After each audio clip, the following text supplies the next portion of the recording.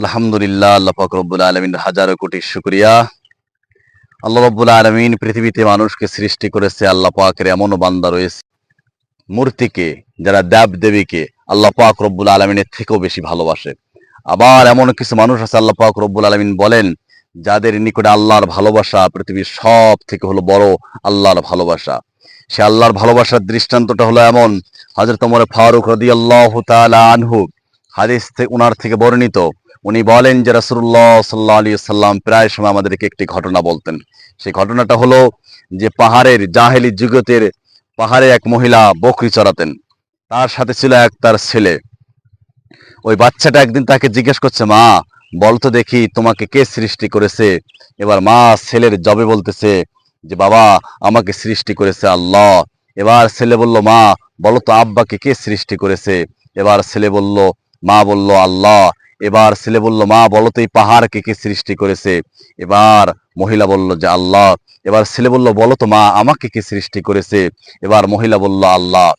একথা শোনার পর বাচ্চাটা আল্লাহর প্রেমে এমত পাগল হয়ে গেলেন যে সে পাহাড় থেকে আল্লাহর প্রেমে পাগল হয়ে পাহাড় থেকে পড়ে যেয়ে নিজের দেহ থেকে রক্ত প্রবাহিত হয়ে ছিন্ন বিচ্ছিন্ন হয়ে গোস্ত মাংসগুলো আলাদা হয়ে সে শাহাদাতের মওত লাভ করলো। এই হাদিসের দ্বারা স্পষ্ট প্রমাণ হয় যে আল্লাহর ভালোবাসা কেমন ছিল এই বাচ্চার। যে বাচ্চা আল্লাহ পাক রব্বুল আলামিনের এই কুদরত দেখে, কুদরতের কথা শুনেই নিজের জীবনকে আল্লাহর প্রেমে উৎসর্গ করে দিলেন।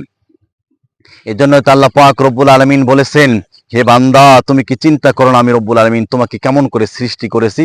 ওয়াস-সামাই ওয়াত-তারিক ওমা আদরাকা মাত-তারিকুন নাজমুস সাকিব ইন কুল্লু নাফসিন লাম্মা আলাইহা হাফিজ ফালইয়ানজুরিল ইনসানু মিম্মা খুলিকা মিন মাইন দাফিক।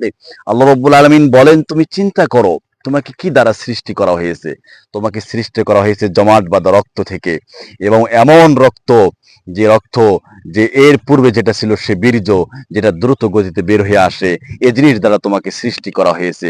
এই জন্য আল্লাহ রব্বুল আলামিন বলেন, তুমি চিন্তা করো, আমার সৃষ্টিকে নিয়ে গবেষণা করো, চিন্তা করো, তাহলে আমি আল্লাহ রব্বুল আলামিনের পরিচয় পেয়ে যাবে। আর জীবনের মূল লক্ষ্যটাই হলো আল্লাহ পাক রব্বুল আলামিনকে রাজি করা, খুশি করা। মানুষের জীবনের প্রত্যেকটি জিনিসের একটি উদ্দেশ্য থাকে, একটি গরজ থাকে। সেই উদ্দেশ্য হলো রিদওয়ানুম মিনাল্লাহ, আল্লাহর ভালোবাসা অর্জন করাই হলো আমাদের জীবনের মূল লক্ষ্য। যারা আল্লাহ পাক রব্বুল আলামিনকে রাজি এবং খুশি করার জন্য নিজেদের জান, নিজেদের মাল, নিজেদের সময়, নিজেদের ইজ্জত আবরুকে ব্যয় করবে, আল্লাহ পাক রব্বুল আলামিন কাল কিয়ামতের দিন এই সমস্ত লোকদেরকে জান্নাত দিয়ে খুশি করবেন। যেমন সাহাবায়ে কেরাম রাদিয়াল্লাহু তাআলা আনহুম আল্লাহ পাক রব্বুল আলামিনকে এমন রাজি করেছেন যে আমরা জানি তিলকা শরতুন কামিলা।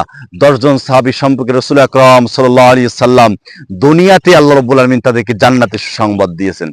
এক নম্বর হলো হযরত আবু বকর সিদ্দিক রাদিয়াল্লাহু তাআলা আনহু, দ্বিতীয় নম্বর ওমর ফারুক রাদিয়াল্লাহু তাআলা আনহু, তৃতীয় নম্বর উসমান রাদিয়াল্লাহু তাআলা আন, চতুর্থ নম্বর হযরত আলী রাদিয়াল্লাহু তাআলা আন, 5 নম্বর আব্দুর রহমান